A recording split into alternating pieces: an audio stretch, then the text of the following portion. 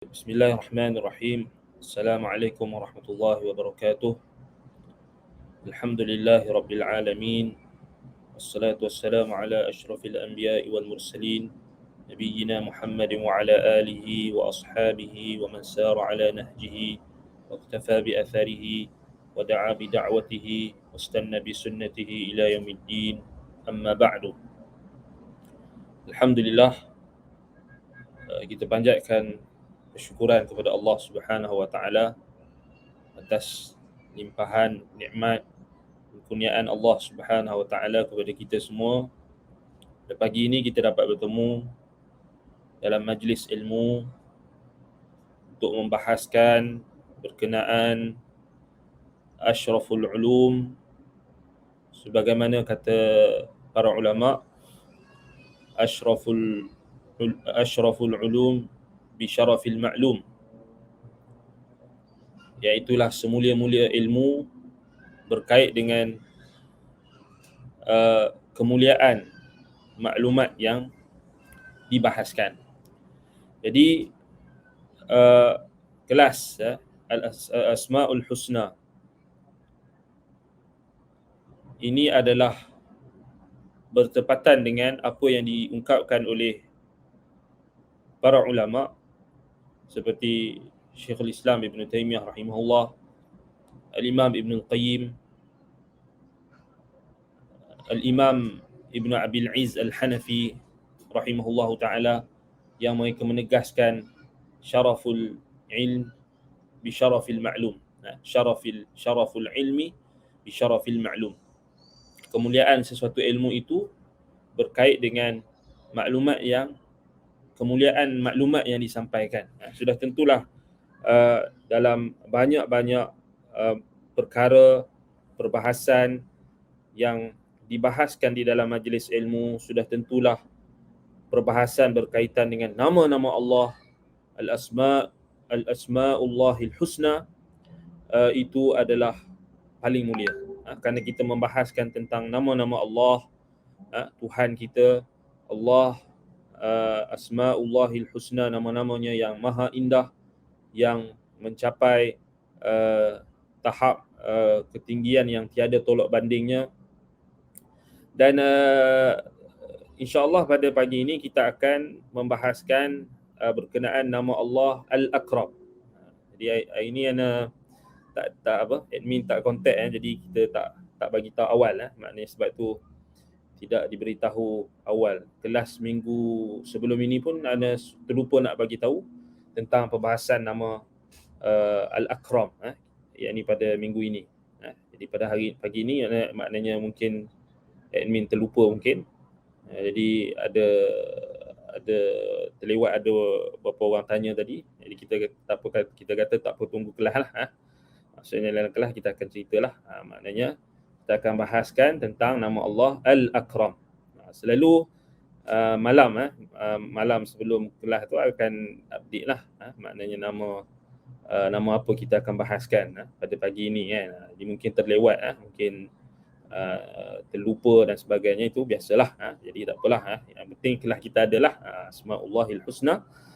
Asma'ul Husna maknanya kita akan bahaskan pada hari ini nama Allah Al-Akram. Al-Akram yang maha mulia, dari yang maha mulia daripada seluruh bentuk kemuliaan. Al-Akram, Akramul Akramin, disebutkan oleh sebahagian ulama dengan apa, untuk menegaskan Al-Akram. Jadi nama Allah Al-Akram. Baik. Jadi kita terus masuk pada dalil yang menetapkan penamaan ini.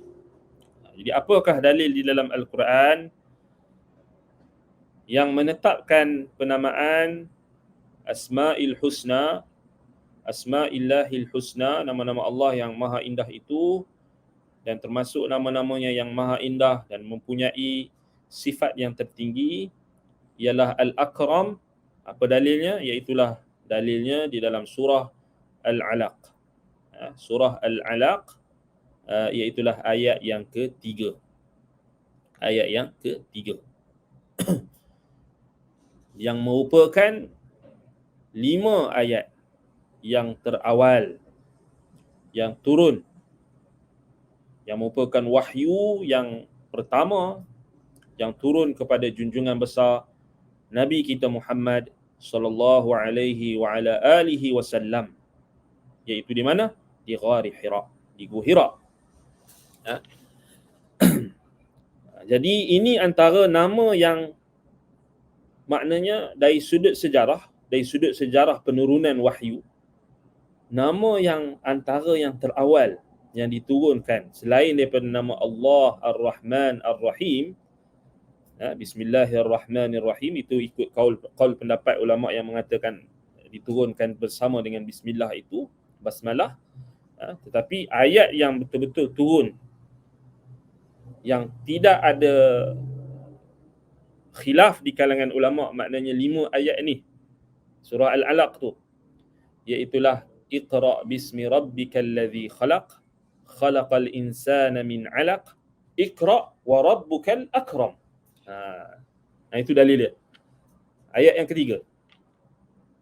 Jadi ayat yang ketiga. Jadi ayat ini kita rata-rata di kalangan kita, anak-anak kita menghafal, membacanya, ulang-ulangnya, dan sebati dengan kita kerana kita tahu ia adalah ayat yang sangat agung, yang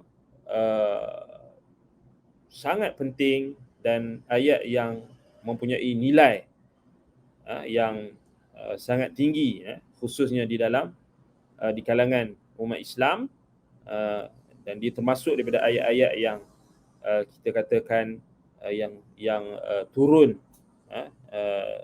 terawal, bahkan awal ayat yang turun kepada Nabi kita Muhammad sallallahu alaihi wasallam ketika baginda alaihi salatu wassalam bertahannuth, beribadat di Gua Hira, iaitulah pada bulan Ramadan. Lalu turunlah wahyu yang pertama, malaikat Jibril turun dan memeluk Nabi SAW sebanyak 3 kali dan mengatakan Iqra, dan Nabi SAW menjawab ma ana biqari'in, ma ana biqari, aku tidak mampu untuk membaca, aku tidak tahu membaca. Dan hadis itu, kisah itu diriwayatkan secara lengkap oleh Ummul Mukminin Aisyah radhiyallahu anha, sebagaimana yang diriwayatkan oleh Imam Al-Bukhari di dalam sahihnya dalam kitab Bad'ul Wahyi, kaifa kana bad'ul wahyi ila Rasulillah sallallahu alaihi wasallam, bagaimana permulaan wahyu yang turun kepada Rasulullah sallallahu alaihi wasallam. Jadi itu secara umumnya latar belakang ayat itu. Jadi maknanya kita bincang tentang nama Allah Al-Akram ini, itu dia punya latar belakang ayat tu, ayat turun. Kerana dia 5 ayat yang turun awal itu dia ayat yang ketiga. Iqra wa rabbukal akram. Apa maksudnya? Ayat pertama kita tahu Iqra, bacalah. Bacalah. Iqra bismi rabbika. Bacalah dengan nama Tuhanmu allazi khalaq, yang menciptakan. Tengok kan macam mana Allah mulakan Quran, Allah mulakan kalamnya dengan memerintahkan supaya kita membaca, supaya Nabi Muhammad sallallahu alaihi wa ala alihi wasallam membaca dan umatnya ikut bacaan, dan bacaan itu mestilah disertakan dengan menyebut nama Allah. Jadi ini menunjukkan kepentingan nama-nama Allah itu, kerana dia adalah perintah Allah untuk kita berta'abbud, perintah Allah untuk kita beribadah dengan menyebut nama Allah. Jadi kenalah dengan kelas kita ni Asmaul Husna. Jadi itu menunjukkan kepentingan kita mempelajari nama-nama Allah, kerana Allah perintahkan pada awal ayat yang turun kepada Nabi kita Muhammad sallallahu alaihi wasallam, Iqra bismi rabbikal ladzi khalaq. Bacalah dengan nama Tuhanmu. Kalau kita tak tahu nama Tuhan, macam mana kita nak melaksanakan perintah tersebut? Kalau kita tidak faham apa maksud nama Tuhan, nama Allah, Asma'ullahil husna, bagaimana kita nak beribadah dengan nak menghayati bacaan kita. Iqra bismi rabbikal ladzi khalaq. Yang kata Imam Ibn Jarir At-Tabari rahimahullah, Iqra ay Muhammadan, Iqra ya Muhammad bi dzikri rabbik. Itu maksud ayat tu. Bacalah wahai Muhammad dengan menyebut Tuhanmu. Ini menyebut nama Tuhanmu. Ibn Jarir At-Tabari beliau tafsirkan menyebut Tuhanmu, dia tafsir dengan tak menyebut nama Tuhanmu. Kenapa? Kerana hakikatnya al-ismu yadullu 'ala al-musamma. Nama itu menunjukkan kepada yang dinamakan. Dan kalau kita ingat perbahasan awal dalam kelas kita pada tahun 2020, 2 tahun dah kelas kita ni, maknanya Asmaul Husna. Ana seingat ana kelas kita ni start waktu PKP. Itu rahmat dan rahmat Allah di sebalik musibah. Walaupun PKP ni orang macam-macam merungut dan sebagainya, tetapi rahmat Allah adalah antaranya kita disibukkan dengan majlis ilmu itu lebih fokus. Maknanya nikmat-nikmat tu kita kenang. Kan? Maknanya waktu PKP dulu kita kenang macam mana boleh kuliah tu, maknanya fokus kerana kita masih lagi tidak ada aktiviti-aktiviti luar, fokus dengan kuliah, fokus dengan ilmu, kan. Itu nikmat. Jadi kita jangan tengok hak yang negatif saja. PKP tu maki hamun kerajaan, maki hamun pemerintah, maki hamun orang tu, maki hamun orang ni, tu rugilah. Takut-takut pahala kita yang berpindah akaun kepada orang yang kita maki hamun tu, kan. Ala kulli hal, kita teringat dalam kelas yang awal kita bahaskan tentang kaedah nama-nama Allah ini, al-ismu yadullu 'ala al-musamma. Nama itu menunjukkan penamaan yang dinamakan. Jadi sebab itu dalam tafsir At-Tabari, Imam Ibn Jarir At-Tabari rahimahullahu ta'ala mentafsirkan Iqra bismi rabbika, dia kata Iqra ya Muhammad bi dzikri rabbika. Sebab apa dia tak sebut bi dzikri ismi rabbika? Dia sebut bacalah wahai Muhammad dengan menyebut Tuhanmu. Kenapa dia tak sebut dengan menyebut nama Tuhanmu? Padahal dalam ayat Quran tu Allah kata Iqra bismi rabbikal ladzi khalaq, untuk membantah golongan yang mendakwa al-ismu la yadullu 'ala al-musamma, seperti golongan Mu'tazilah dan sebagainya. Yang mana mereka cuba untuk merumitkan isu tersebut sehingga mereka menjadi sesat dalam isu tersebut. Jadi Imam Ibn Jarir At-Tabari, ulama ahli sunnati wal jamaah, mereka membantah dalam tafsiran mereka. Jadi bila disebutkan bacalah wahai Muhammad dengan menyebut Tuhanmu, kenapa tak sebut nama Tuhanmu? Dalam ayat kan sebut dengan nama Tuhanmu. Kenapa? Takkanlah dia buang nama Tuhan tu. Maksudnya, kalau kita sebut dengan Tuhan, dengan menyebut Tuhanmu itu, dengan menyebut nama Tuhanmu, itu sama. Makna apa? Maknanya bila kita sebut nama Allah, maknanya kita sebut Allah lah. Itu yang ulama ahli sunnah faham. Al-ismu yadullu 'ala al-musamma. Nama itu menunjukkan pada zat yang dinamakan. Itu awal-awal ni kita dah bahas tinggi sikit. Taklah tinggi sangat, maknanya secara umumnya kita nak bagi tahu tafsir dulu. Supaya kita dapat nampak. Jadi dalam ayat tu, ayat pertama tu, Iqra bismi rabbikal ladzi khalaq.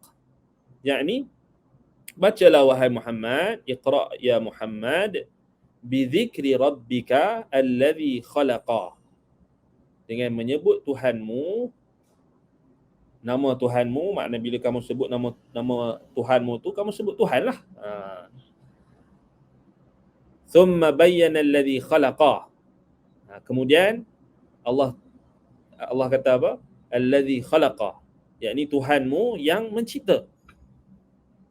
Yakni Tuhan yang mencipta. Alladzi khalaq.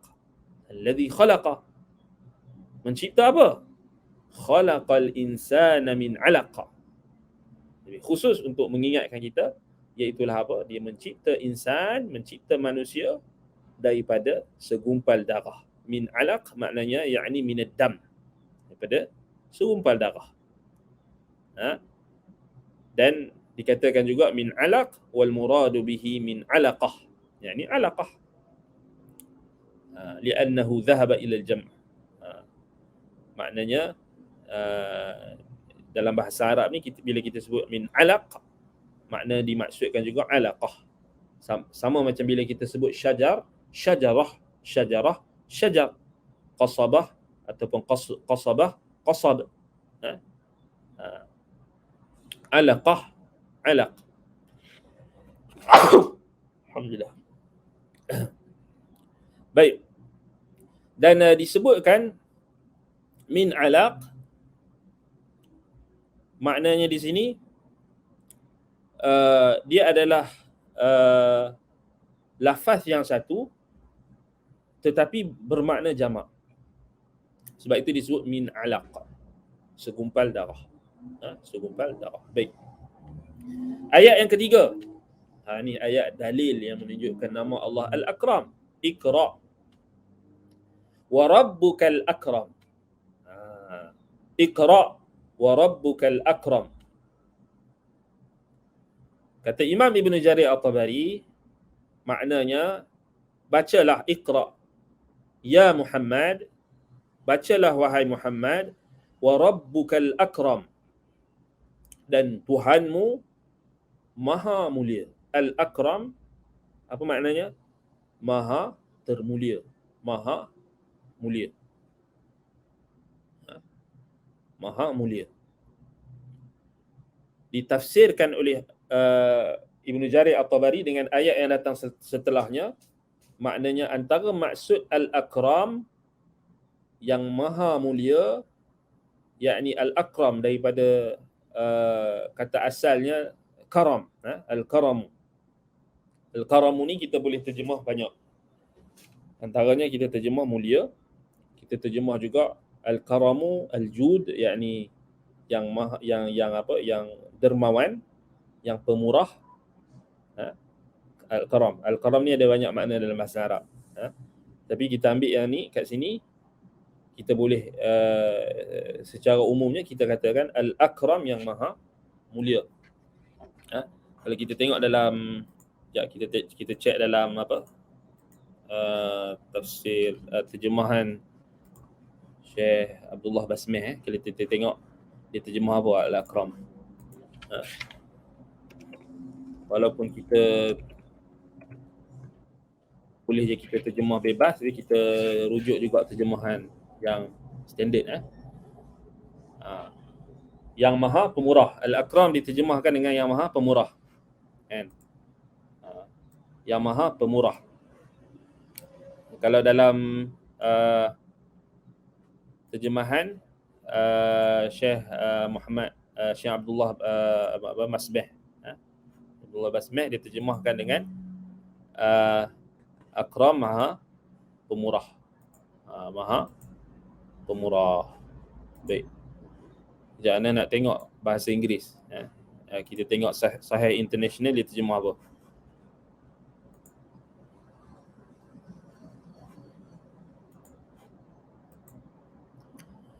Recite and your Lord is the most generous.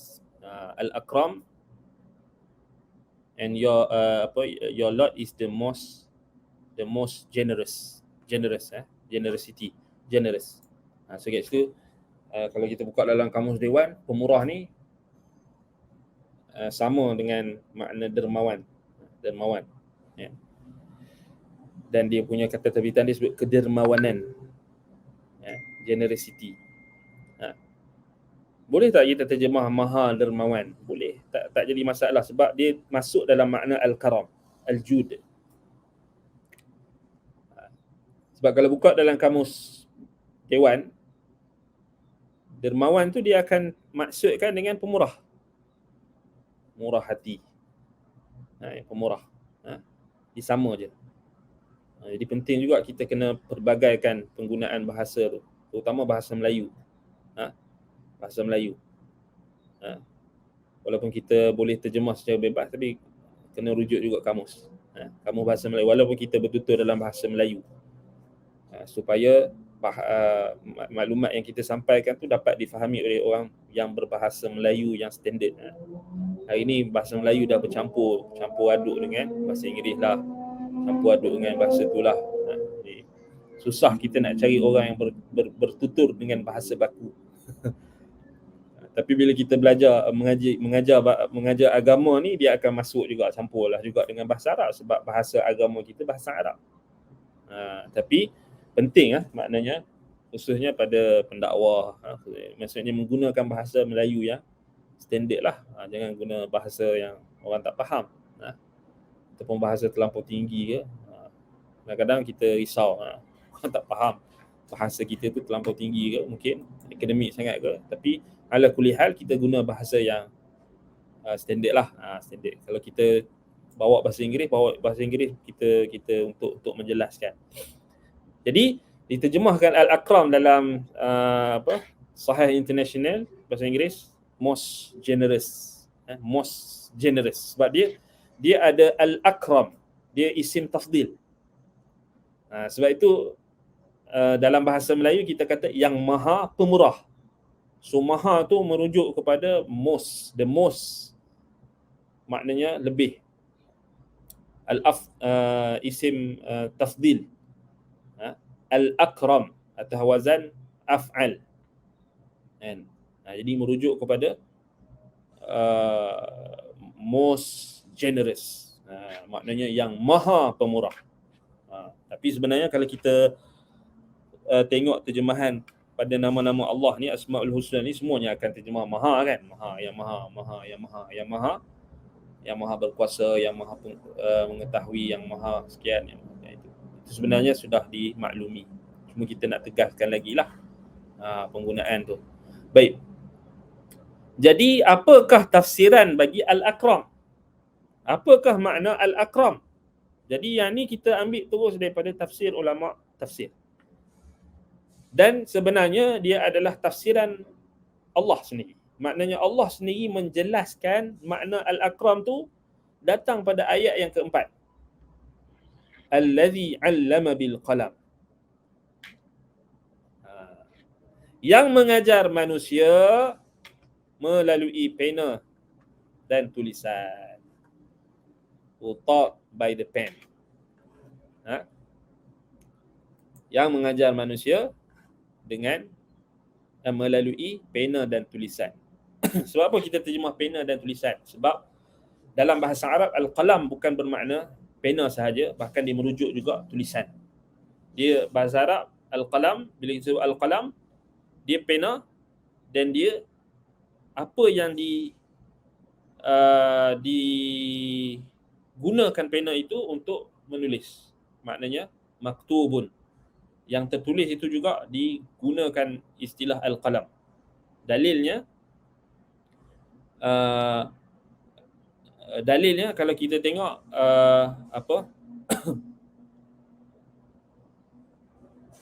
hadis tentang asyratus saah, tentang tanda-tanda kiamat, tentang antaranya Nabi SAW, ini dalil yang menunjukkan qalam itu juga kita bukan terjemah harfi, kita kata dia adalah pena, pen, kan? Kita faham qalam maknanya pen saja. Maknanya dia membawa juga maksud dalam bahasa Arab, membawa maksud iaitulah membawa maksud tulisan. Sebab itu Syekh Basmeh dia bijak. Dia tulis, dia terjemah yang mengajar. Bacalah allazi 'allama bil qalam, yang mengajar manusia, 'allamal insana allazi 'allama bil qalam, yang mengajar manusia melalui pena dan tulisan. Itu genius Syekh Basmeh ni. Sebab tu kalau ada orang yang cuba nak ubah terjemahan tu, terutamanya bab ayat-ayat sifat ni, dia tak kaji tentang macam mana penterjemah ni, Syekh Abdullah Basmeh ni. Baik, dalam hadis Nabi SAW sebut antara tanda-tanda kiamat, kan? Tanda-tanda kiamat adalah adalah tersebarnya al-qalam.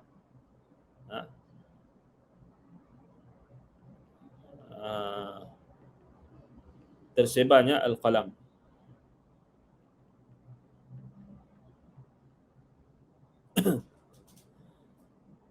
Dalam hadis yang diriwayatkan oleh Imam Al-Bukhari, Imam Ahmad, Imam Al-Bukhari dalam Al-Adabul Mufrad, hadisnya berbunyi inna baina yaday inna in anna baina yaday sa'ah taslimul khassah wa fashhu tijarah hatta tu'inu al-mar'ah zawjaha 'ala tijarah wa qat'il arham wa syahadati zur wa syahadatu zur wa qat'ul arham wa syahadatu zur wa kitmanu syahadatil haq wa zuhurul qalam. Hadis ini hadis yang sahih. Nabi kata termasuk daripada tanda-tanda kiamat antaranya taslimul khassah. Orang hanya akan bagi salam dekat orang yang tertentu saja. Dia tak bagi salam dah dekat orang Islam. Kami kat Madinah dulu geng-geng apa? Ulatul tajrih, ulatul tahzir. Ulatul tajrih, ulatul tahzir ni geng-geng yang ekstrim dalam mentahzir orang. Dia tak bagi salam kalau orang yang tak duduk dengan semajlis dia. Dia tak bagi salam walaupun orang tu orang Islam, penuntut ilmu juga. Dia tak bagi salam. Dia jalan, dia lalu tu buat muka masam. Itu tanda kiamat dah tu. Taslimul khassah. Dia jumpa hak geng dia saja dia bagi salam. Sedangkan itu berlawanan dengan sunnah. Belajarlah kitab-kitab akhlak, belajarlah kitab-kitab hadis. Kan? Kita diperintahkan untuk memberi salam kepada orang yang kita kenal atau orang yang kita tak kenal. Tetapi golongan ultra tahzir ni lama dah tak sebut bab mereka ni. Inilah syabab-syabab yang semangat ni. Mereka kalau mereka bermusuh dengan, mereka tak sependapat dengan orang ni, mereka tak bagi salam terus lah. Mereka adalah dalil-dalil mereka kan, tapi tak betul lah. Sampai semua orang yang lalu tengah jalan tu semua dia tak bagi salam. Dan kita nampak benda tu sangat-sangat tidak berakhlak lah. Kan? Jadi itu tanda-tanda kiamat. Tanda-tanda kiamat ni orang hanya bagi salam dekat orang yang tertentu saja. Taslimul khassah. Wa fashhu tijarah. Yang kedua kata Nabi SAW, tersebarnya perniagaan. Hatta tu'inul mar'ah zawjaha 'ala tijarah, sehingga wanita akan membantu suaminya dalam perniagaan. Kita tengok sekarang ni tak menang tangan. 2-3 handset, sibuk bisnes. Bisnes daripada rumah, cari duit lebih. Adakah diharamkan? Tidak diharamkan. Dia harus halal, boleh. Tapi jangan sampai kita melampau lah. Jangan sampai kita lupa tanggungjawab kita pada Allah. Jangan sampai lupa tanggungjawab kita pada anak kita. Dahlah cuti hujung minggu, weekend tu dia bawa keluar anak dia pergi makan. Kan? Dia bagi handset kat anak dia, dia main handset. Dia tak layan anak dia. Anak dia tu duduk kat rumah pengasuh, bibik, jaga apa semua. Weekdays tu dia dah sibuk dah dengan kerja. Hari Minggu pun dia sibuk dengan bisnes part time dia. Bisnes shopping, apa bisnes online dah macam-macam sekarang ni. Kerana nak dapat duit lebih sehingga dia mengabaikan tanggungjawab, itu tidak diperintahkan, dicela. Jadi tanda-tanda kiamat ni dia tak ada bawa hukum tau. Maknanya dia tak bawa hukum, dia tak, maknanya dia tak boleh jadikan dalil tu kata ni tanda-tanda kiamat jadi tak boleh buat. Tak. Jadi apa hukum wanita berniaga membantu suaminya? Harus. Harus. Harus. Bukan kata haram. Tapi ada ustaz kata haram pasal tanda kiamat. Bukan, salah tu. Tanda kiamat tidak melazimkan hukum sesuatu. Dia perlukan dalil yang lebih spesifik. Tu kena mengaji usul fiqh, kena mengaji kitab fiqh. Sama macam bila Nabi SAW bagi tahu tentang tanda-tanda kiamat, antaranya apa? Yatatawaluna fil bunyan. Yakni adanya golongan-golongan yang meninggi-ninggikan bangunan. membuat binaan-binaan tinggi, pencakar langit dan sebagainya. Tiba-tiba kita dengar ceramah ustaz ni kata, tengok ni, negara UAE, Arab Saudi ni duk buat berlumba-lumba, buat bangunan tinggi ni, pencakar langit dah semua ni, ni semua ni tak boleh, ni semua tanda kiamat. Inilah tanda kiamat. Siapa kata tanda kiamat tu haram? Menunjukkan benda tu haram? Tidak. Kalau macam tu, habis tak boleh buat. Kat KL ni tak payah buat. Tak payah buat kondominium, tak payah buat rumah flat, tak payah buat apa, bangunan, tak payah. Pasal tinggi-tinggi tak kena. Tu kita kena ingat tu. Tanda-tanda kiamat tidak menunjukkan, tidak semestinya menunjukkan akan hukum perbuatan tersebut sama ada halal atau haram, harus atau wajib, sunat ataupun makruh ke apa, tak ada. Dia datang tu dengan khabar.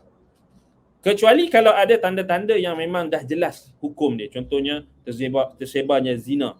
Jadi itu memanglah dah jelas dah haram.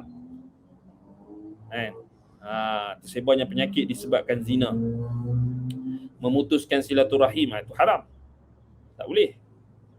Tapi ada juga yang tidak menatijahkan apa-apa hukum. Contohnya meninggikan bangunan. Buat pencakar langit, apa hukum dia? Ada saya dengar Ustaz akhir zaman. Ustaz akhir zaman.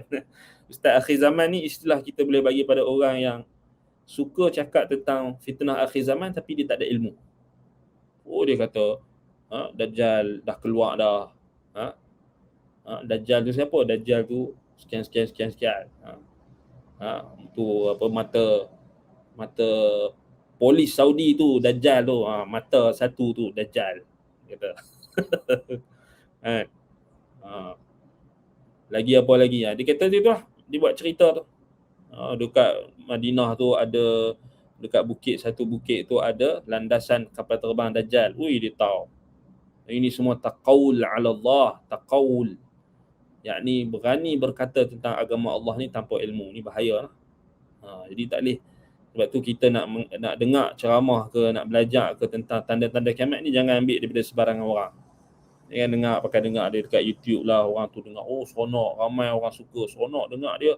Pasal dia cerita tu seronok, menangis-nangis dan sebagainya. Jangan macam tu. Kadang-kadang terpedaya kita. Benda yang tak haram jadi haram.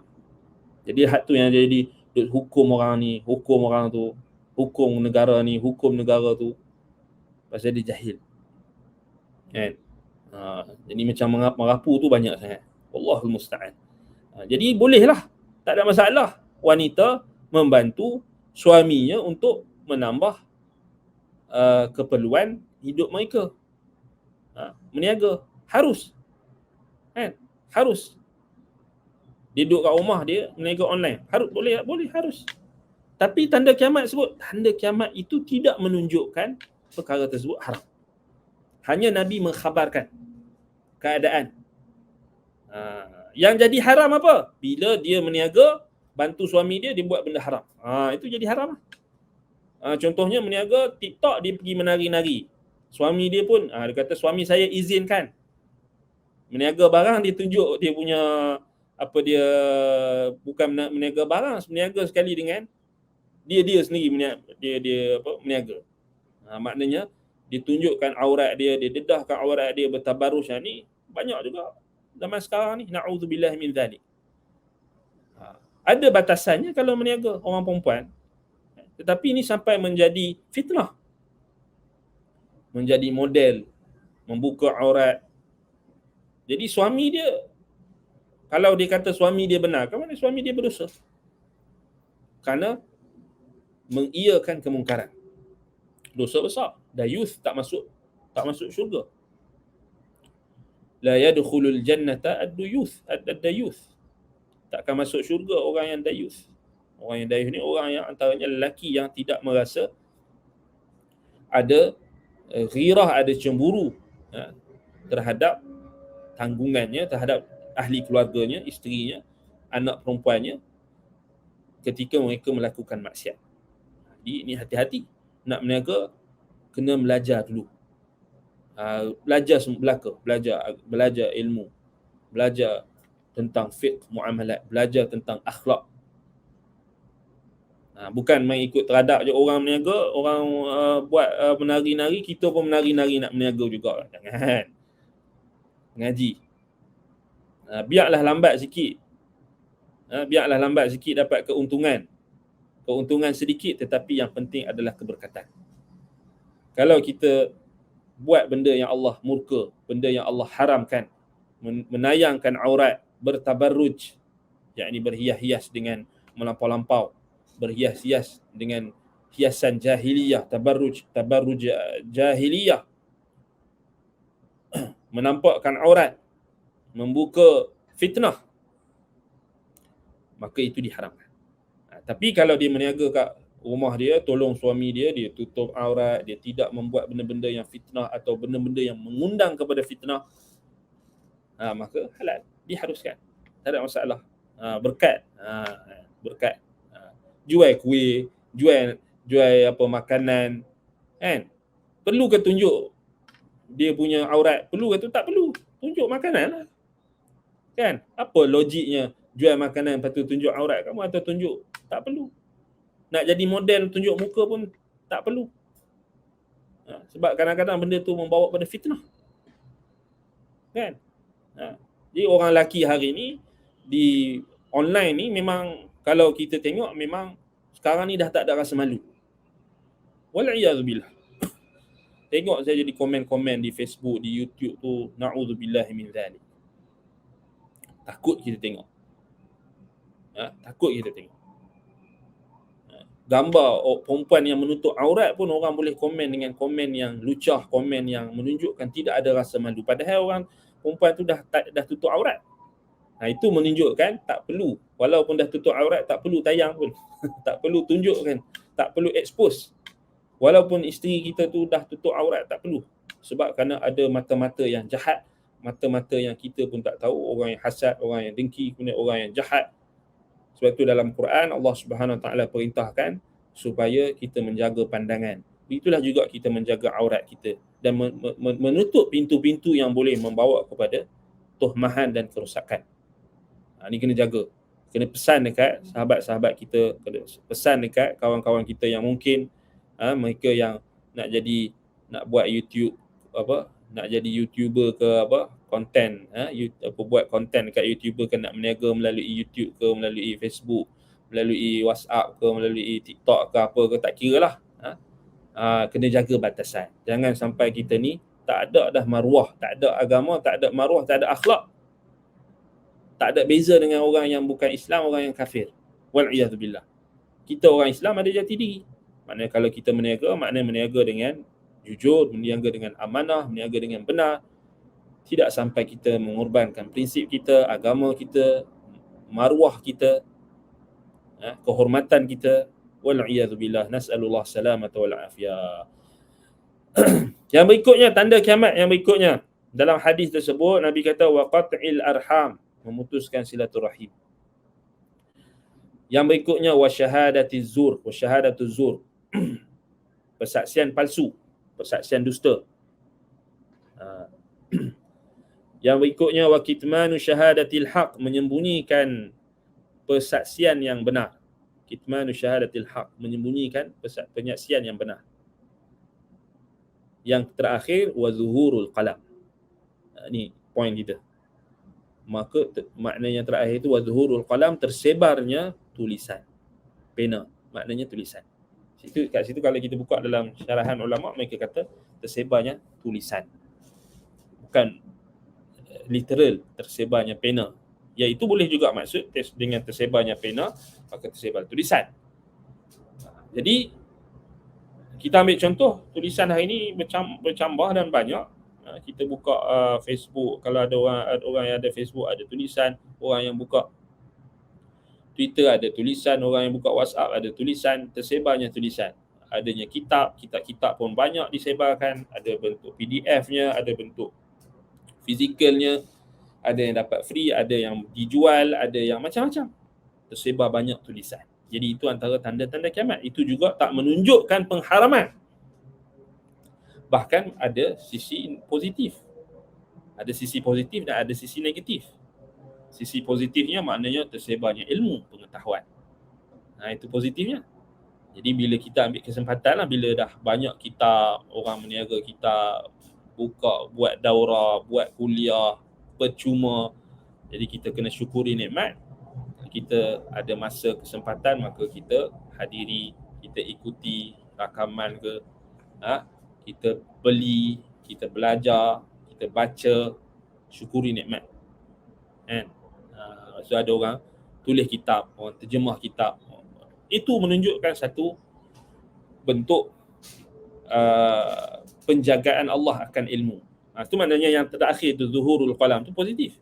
Benda yang bukan haram, harus dan halal, bahkan ada manfaat dengan tersebarnya pena, tersebarnya qalam. Jadi dekat situ allazi 'allama bil qalam, ini adalah makna al-akram. Al-akram apa? Allah yang mengajar manusia melalui pena dan tulisan. Itulah makna, antara makna. Bukan ni satu-satunya makna nama Allah Al-Akram. Jadi kita akan bincang Al-Akram ni. Hari ni kita tengok ayat Quran dulu. Maknanya yang akan datang kelihatan kita akan sambung Al-Akram dan kita akan tengok makna yang lebih spesifik yang dibahaskan oleh ulama. Tapi kat sini kita ambil ayat Quran dulu.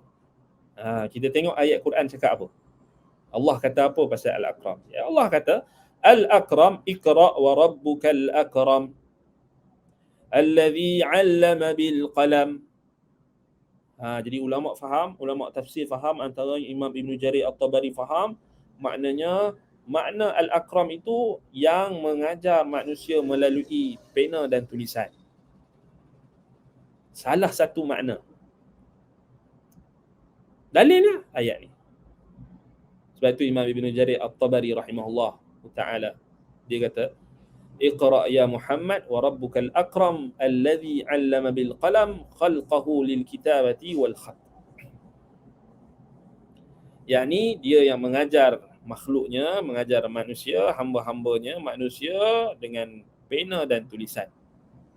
Dengan penulisan dan juga tulisan. Khat. Itu yang ditafsirkan oleh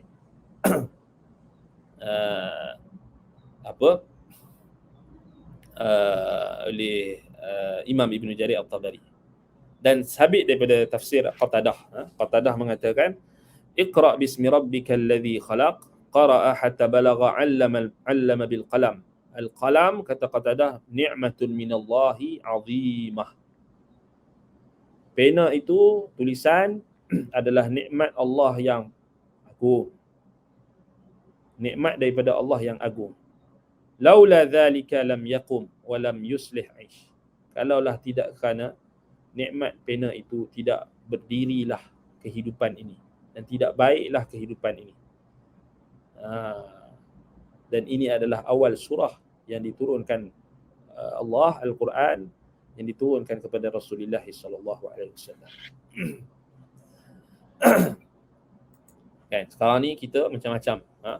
Ada laptop, ada smartphone, ada iPad, tablet, peranti macam-macam. Ada yang kita boleh tulis dekat laptop tu, boleh tulis, touch screen, macam-macam teknologi. Itu lagi menunjukkan nikmat yang agung.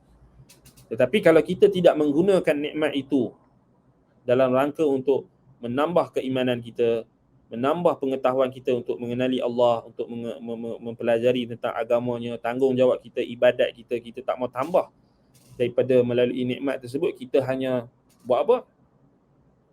Hanya lara dengan telefon, hanya bermesej sembang kosong, hanya membaca maklumat-maklumat yang tidak berfaedah, hanya melayan drama, hanya melihat filem, hanya melihat bola.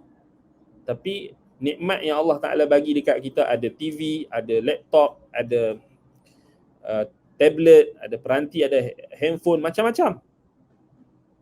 Allamal insana ma lam ya'lam, allamal iqra' wa rabbukal akram alladhi 'allama bil qalam. Al-qalam kat situ boleh juga maknanya tulisan, maknanya dalam erti kata yang luas. Bukan hanya melalui kertas atau pena-pena yang tradisional. Dia juga termasuk dengan teknologi yang kita guna sekarang ni. Tabletnya dengan ada pennya, ada stylusnya, ada pensilnya yang boleh touch dekat skrin. Tu semua nikmat. Semua tu hujah Allah. Handphone yang kita pegang, ini adalah hujah Allah. Kerana segala apa yang disampaikan, khususnya berkenaan dengan kalamullah Al-Quran, sampai dekat kita melalui medium ini. Sampai melalui medium. Maknanya tak ada dah keuzuran sebenarnya. Zaman sekarang ni tak ada keuzuran. Quran diterjemahkan dengan macam-macam bahasa. Pelbagai bahasa. Dengan tafsirannya, dengan kitab-kitab tafsir. Hadis-hadis Nabi SAW diterjemahkan dalam pelbagai bahasa. Dengan syarahannya. Kitab-kitab agama, kitab-kitab yang dikarang oleh ulama juga diterjemahkan dalam pelbagai bahasa. Majlis-majlis ilmu, kuliah-kuliah disebarkan secara percuma, terutama kita di medium kita ni, di Yayasan Taklim ni, memang ini juga nikmat Allah. Kita kena kenal. Ana tak pernah jumpa lagi, sebelum ana jumpa medium ini, yang selain daripada yang kita dah dengar banyak, tetapi ana secara peribadi, ana katakan waktu ana mula-mula terlibat secara langsung dengan pusat pengajian ini, ana sangat kagum. Kerana kuliahnya sangat banyak, majlis ilmu sangat banyak dan pelbagai. Cuba kita tengok jadual di Yayasan Taklim. Kuliah apa tak ada? Akidah ada. Asas akidah, Ustaz Yunus contoh. Mengaji satu-satu. Hadis, syarahan tu mengenyangkan. Ni bukan kita nak puji siapa-siapa, tapi kita bagi tahu betul. Hadis kan, kelas hadis.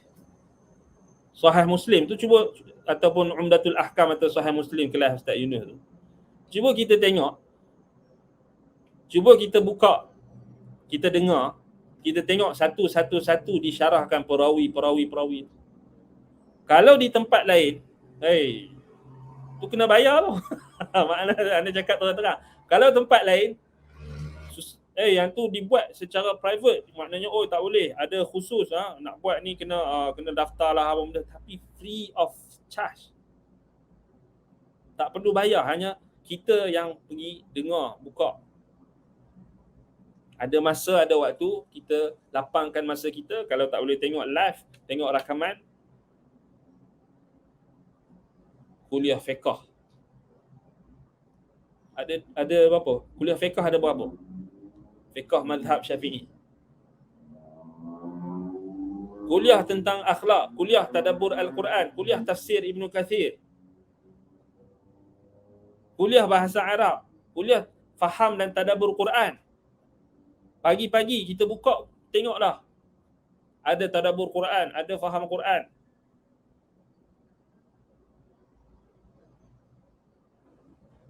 Nikmat Allah yang fabi ayyi ala'i rabbikuma tukadziban. Mana lagi kita nak dustakan? Mana lagi nikmat Allah yang kita nak dustakan? Sangat banyak. Itu belum lagi tambah medium-medium lain. Dengan Baitus Salamnya, Mishkah lah, media lah. Kemudian media sunnah. Macam-macam yang mengajarkan manhaj, mengajarkan sunnah, mengajarkan tauhid, sangat banyak. Iqra wa rabbukal akram alladhi 'allama bil qalam.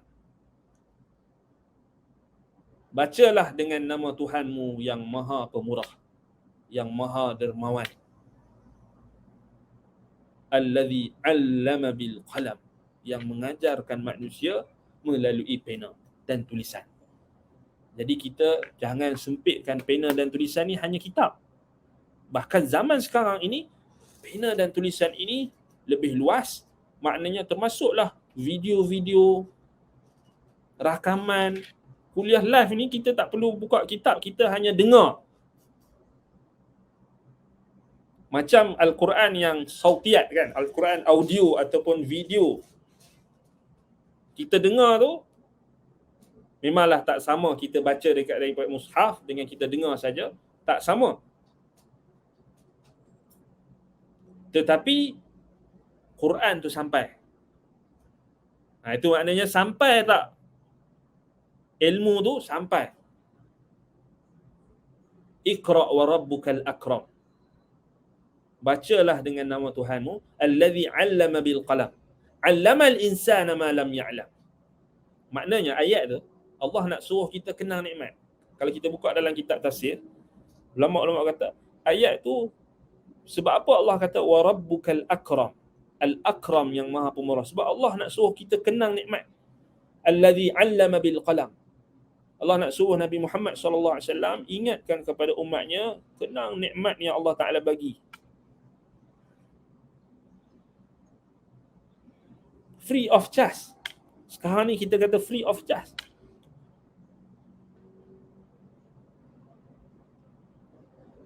Percuma, gratis. Kita mendapat ilmu. Itu belum lagi kita dengar hak luar-luar negara lagi banyak.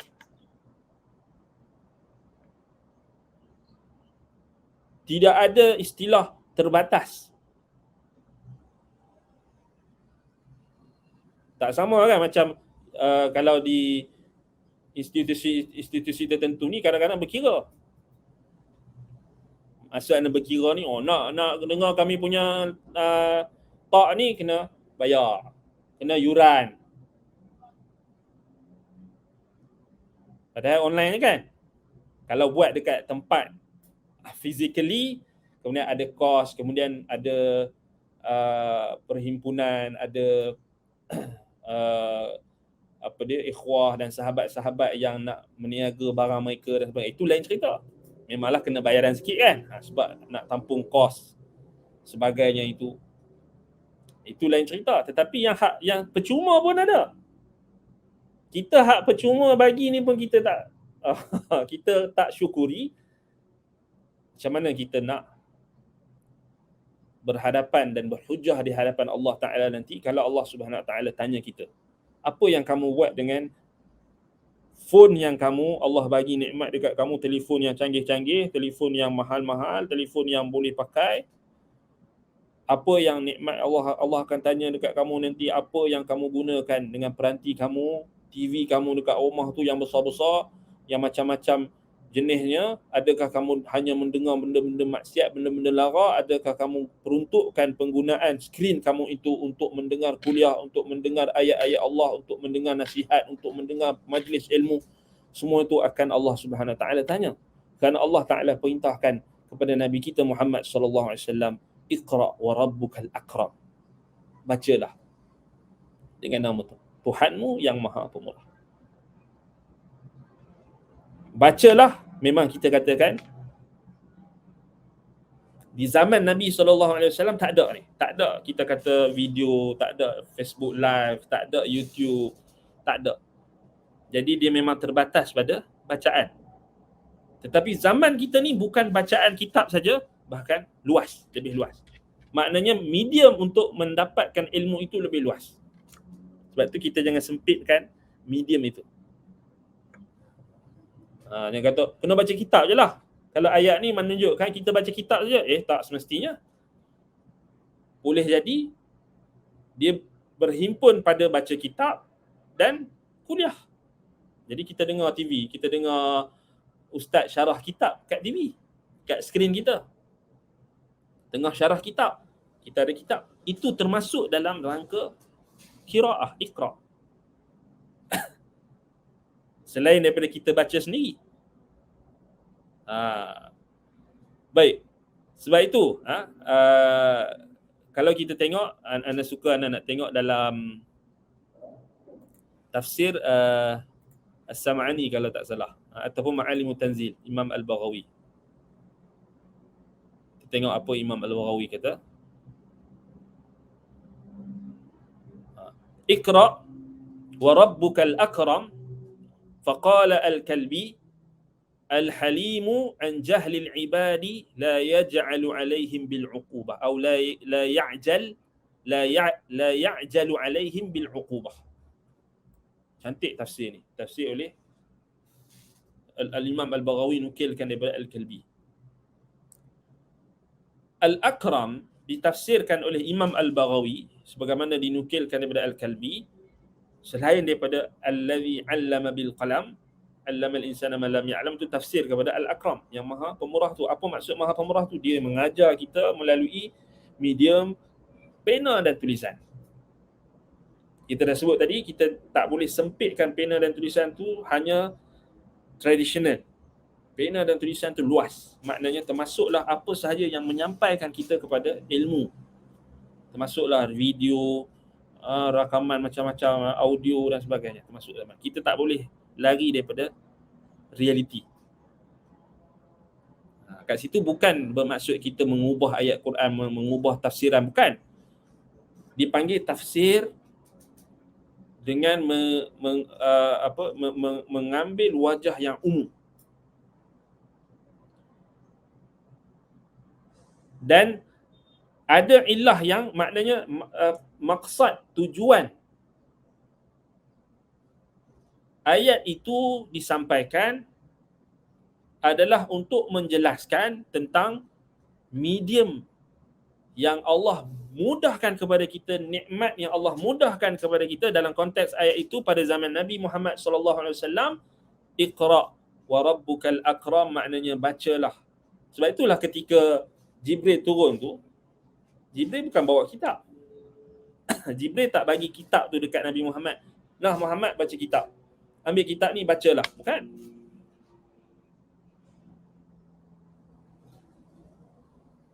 Sebab tu tak difahami literal macam tu. Walaupun ada riwayat daripada Ibnu Ishaq yang mengatakan Jibril bawa turun bersamanya satu lembaran daripada sutera. Di situ tertulisnya ayat 5 ayat tu, tapi hadis tu dhaif. Hadis tu dhaif, lemah. Yang sahihnya dalam Sahih Bukhari, Jibril turun, Jibril peluk Nabi Muhammad, Iqra. Iqra. Iqra bismi rabbikal ladzi khalaq. Jibril tak bawa kitab, suruh dia baca, Iqra. Maknanya menyampaikan secara langsung. Kat sini dakik kita kena faham. Teliti kena faham. Jadi termasuk tak kuliah online, kuliah Facebook live, kita dengar guru kita mengajar. Dia suruh kita rujuk dalam ni. Iqra lah, bacalah. Ada kitab pula, kita pakat-pakat baca. Iqra, kita baca. Kita duk baca ni. Ada kitab ni. Ada daurah kitab ni. Sama. Medium. Al-Baghawi mengatakan, Imam Al-Baghawi kata, Al-halimu an jahlil ibad la ya'jalu alaihim bil uqubah. Makna Al-Akram, Allah yang maha pemurah. Al-Akram maknanya Allah itu yang maha santun. Al-Halim, yang maha lemah lembut, santun. Apa maksud santun dekat sini? Al-Halimu an jahlil ibad. Dia sangat santun daripada kejahilan hamba-hambanya. Apa maksud dia santun pada kejahilan hamba-hambanya? La ya'jalu alaihim bil uqubah. Dia tidak segera menghukum kejahilan hamba-hambanya. Subhanallah. Maknanya, kita ni kalau jahil, Allah Ta'ala tidak sesekali akan hukum kita terus kalau kita jahil. Allah tak segera hukum. Itu menunjukkan Allah Al-Akram, Al-Halim. Makna Al-Akram juga adalah Al-Halim, yang maha santun, yang maha lemah lembut. Betul tak? Bagi contoh, ada tak waktu yang kita tak sempat nak belajar, tak sempat nak mengaji, tak sempat nak, bukan kata tak sempat nak mengaji, ada waktu yang kita terlampau sibuk dengan macam-macam urusan, sehingga kita mungkin ada orang yang dia sempat mengaji tapi tak banyak, ataupun dia tak sempat langsung. Ada yang tak sempat langsung sebab dia sibuk dengan urusan dia, urusan keluarga, urusan bisnes, urusan ini, urusan itu, sehingga ada waktu, ada minggu ataupun ada hari yang dia tak sempat baca, kalau tak sempat baca Quran tu hati-hati sikit lah, tak sempat baca zikir pagi dengan petang tu pun hati-hati, itu lazim. Sepatutnya orang Islam dia tak boleh tinggal walaupun sedikit kena baca Quran, kena baca zikir. Tapi katakan ada waktu yang kita memang tak sempat.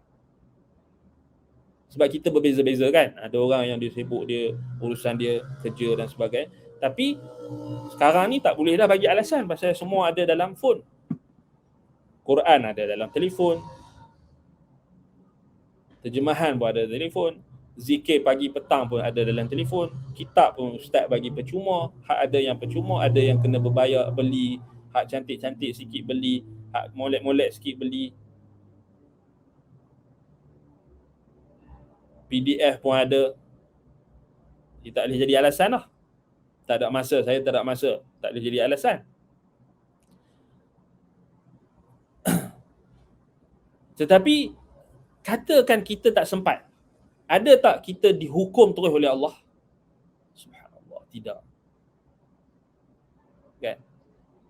Tak sempat nak join kelas ustaz ni, saya sibuk dengan kenduri hari Sabtu dengan Ahad, tak apa, tak ada masalah. Adakah Allah terus hukum? Tidak. Allah rahmat lagi. Akram. Allah Maha Pemurah.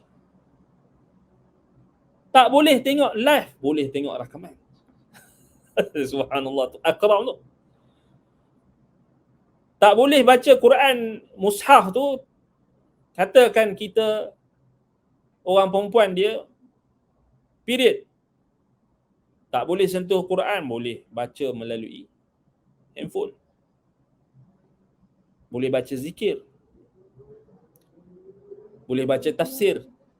Boleh baca terjemahan, boleh baca tafsir, boleh baca Quran dengan tafsir. Katakan dia period. Boleh zikir, boleh berzikir.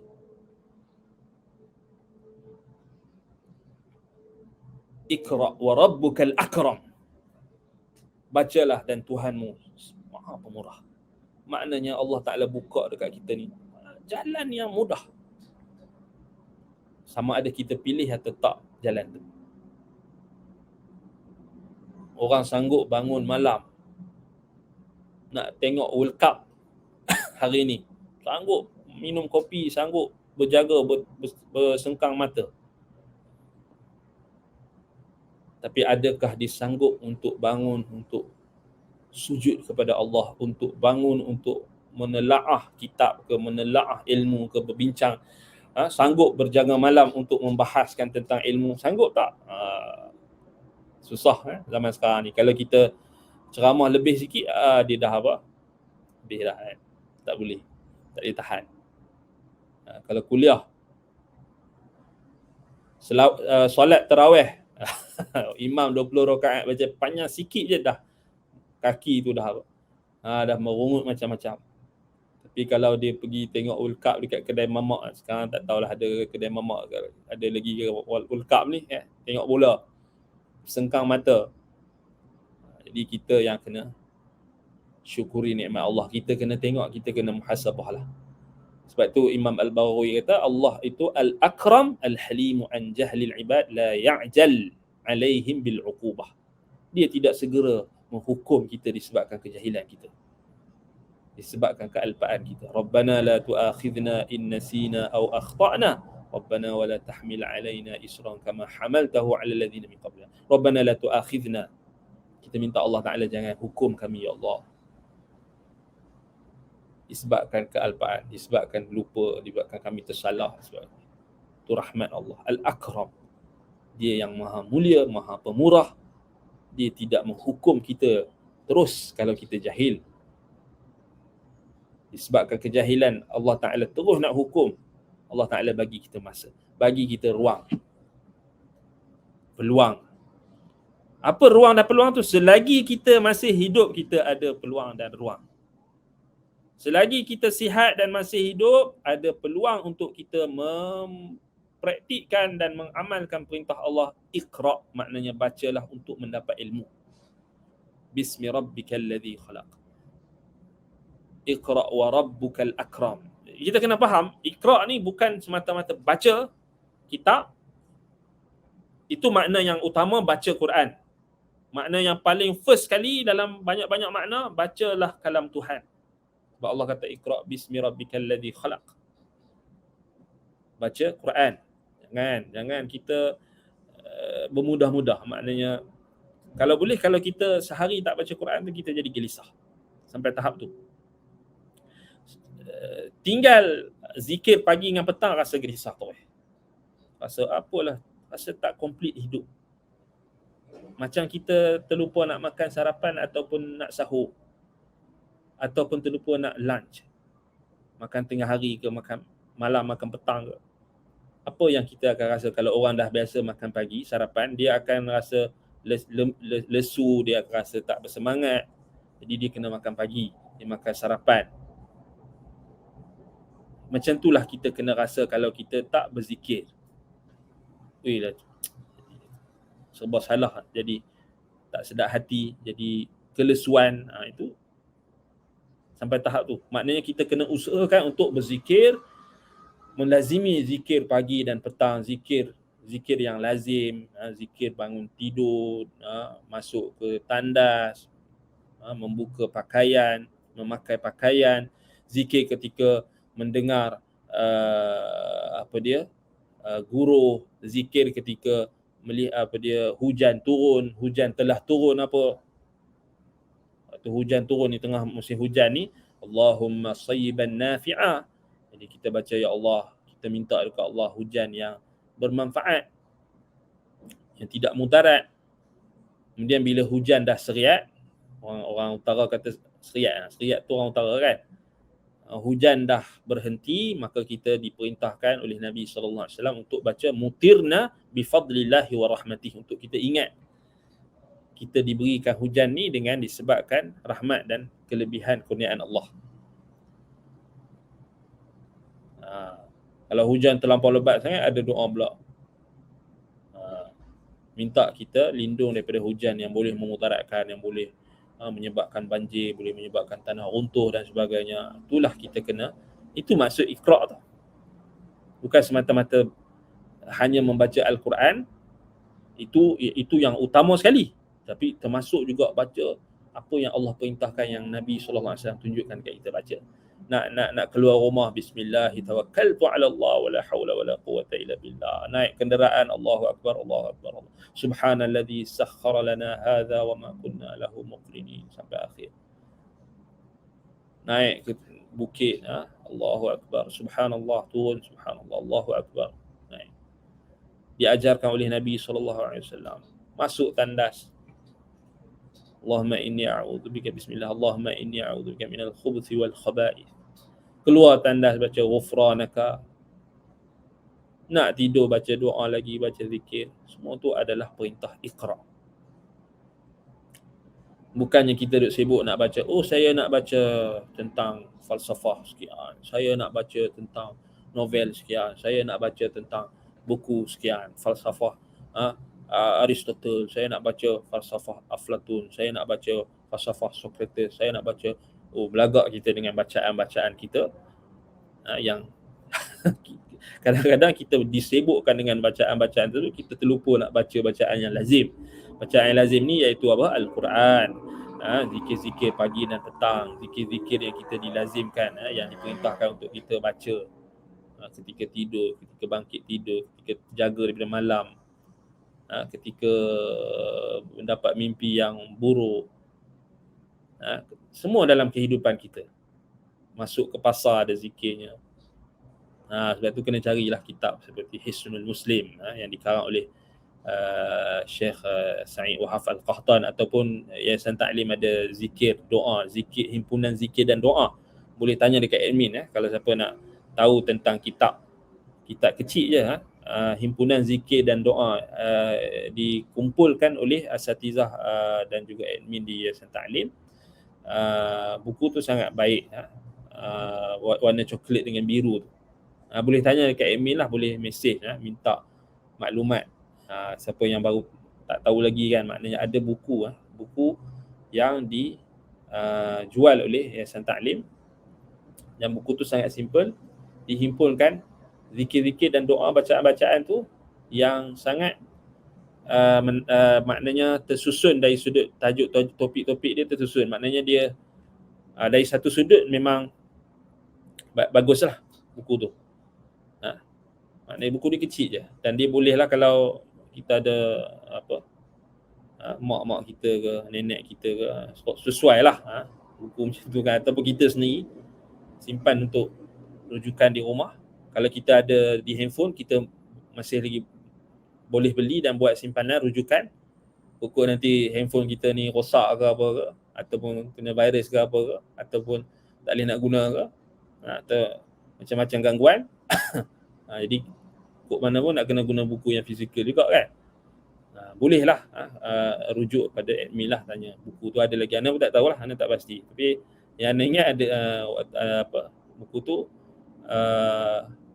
ada dalam bahasa Melayu dan bahasa Inggeris. Boleh rujuk sambil membantu, kita kata membantu, maknanya membeli sambil membantu, kita kata untuk melincinkan lagi perjalanan kelas-kelas yang diberikan secara percuma. Kuliah-kuliah ni, kan, kuliah, kalau kita tengok kuliah-kuliah yang ada ni, semua ni nikmat Allah.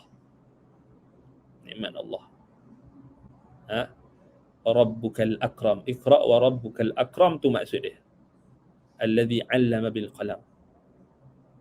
Maknanya balik pada hadis yang kita balik pada hadis dalam Adabul Mufrad, hadis tentang tanda-tanda kiamat tu, zuhurul qalam, tersebarnya pena dan tulisan. Nabi SAW cerdik. Nabi SAW tidak bagi tahu tersebarnya kertas, tapi Nabi kata pena. Pena tu maksud dalam bahasa Arab, pena maknanya pen dengan tulisan.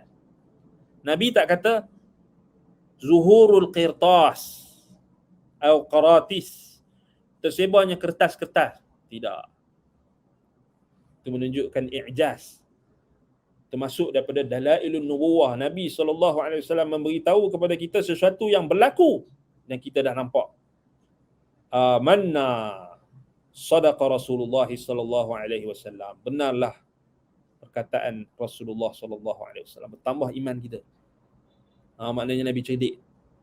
Maknanya Nabi adalah wahyu yang disampaikan oleh Allah itu, dia adalah Rasul. Wa ma yantiqu 'anil hawa in huwa illa wahyun yuha. Dia tidak berkata dengan hawa nafsu dia. Dia tidak berkata melainkan apa yang diwahyukan.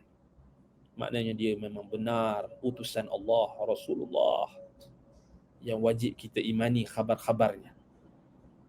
Macam Nabi ajar doa naik kenderaan, Nabi tak kata doa naik unta. Kan? Nabi tak kata doa naik unta, Nabi kata doa naik kenderaan. Jenis Nabi kita SAW menunjukkan dia mendapat wahyu. Sama juga zuhurul qalam, Nabi tak kata zuhurul qaratis, tersebarnya kertas-kertas. Sekarang dah makin tak ada kertas. Kalau di Arab Saudi, pejabat-pejabat kerajaan mereka dah musnahkan kertas-kertas. Kertas-kertas yang lama tu, dokumen-dokumen yang tak berguna tu, mereka dah digitalize. Mereka buang, pakar. Semua simpan dalam digital. Kita zaman tu sekarang. Maknanya hadis Nabi ni sentiasa relevan. Pasti. Kata zuhurul qalam, Nabi tak kata zuhurul qaratis atau qirtas. Qalam makna dalam bahasa Arab, qalam ni makna pena dan tulisan. Sekarang ni kalau kita ada iPad ke apa, kena ada pen. Kalau kita nak lukis ke, nak tulis, nak buat peta minda dan sebagainya, kena ada pen. Tak lari daripada pen yang tradisional tu, tak, maknanya konsep dia tak boleh lari. Sebab itu 'allamal insana iqra wa rabbukal akram alladhi 'allama bil qalam. Al-qalam, pena dan tulisan. Ada pen saja tak cukup, mesti kena ada tablet dia. Tablet tu tulisan. Maknanya kat situ medium untuk menyampaikan tulisan. Alhamdulillah ala hadhihi ni'am. Jadi kita ni hidup dalam zaman teknologi ni, kita kena bersyukur banyak. Bukan kita ada teknologi lagi kita belagak, kita sombong, kita rasa kita ni tak perlukan kepada Tuhan, kita tak perlu pada agama.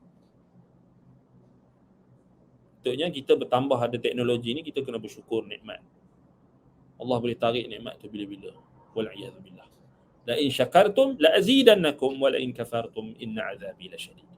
Jika kamu bersyukur, maka aku akan tambah nikmat. Allah kata. Kalau kamu kufur, maka sesungguhnya azabku sangat pedih. Wal'iyadhu billah. Baik.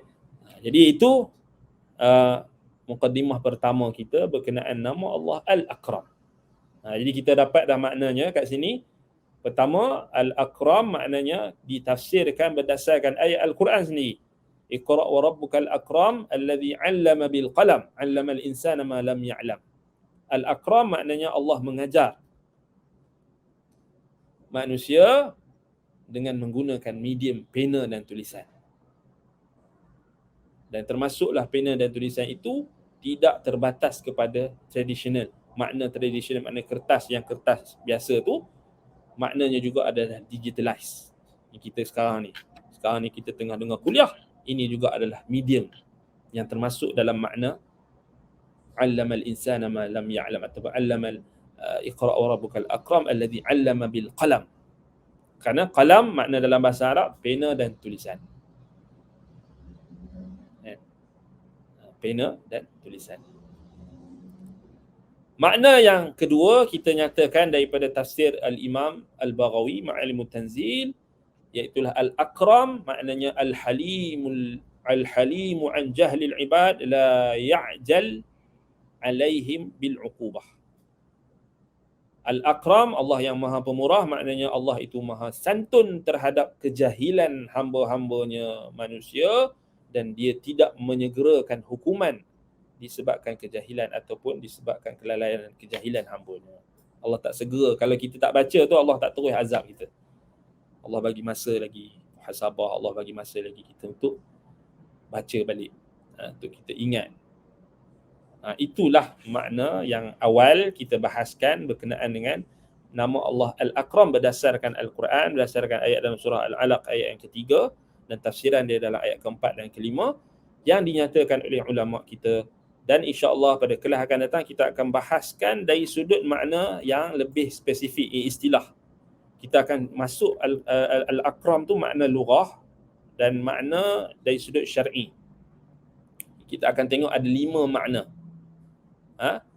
Ada 5 makna, dan kita akan tengok lataiful iqtiran, yakni kehalusan hubung kait antara nama Allah Al-Akram itu dengan nama-nama Allah ataupun dengan ayat yang dinyatakan oleh Allah Subhanahu Wa Taala. Dan kita nak akhiri perbahasan nama Allah Al-Akram ni dengan samarat, yakni hasil dan buah. Sebenarnya kita dah sentuh dah tadi hasil-hasil tu, tapi kita nak ulang balik sikit, kita tambah apa yang kita kurang pada kelas akan datang insya-Allah. Naktafi bihadzal qadar. Aqulu qawli hadha wa astaghfirullah li wa lakum. Subhanakallahumma wa bihamdika asyhadu an la ilaha illa anta astaghfiruka wa atubu ilaik. Wa sallallahu ala Muhammad wa ala alihi wa sahbihi wa baraka wa sallam. Walhamdulillahi rabbil alamin. Wassalamu alaikum warahmatullahi wabarakatuh.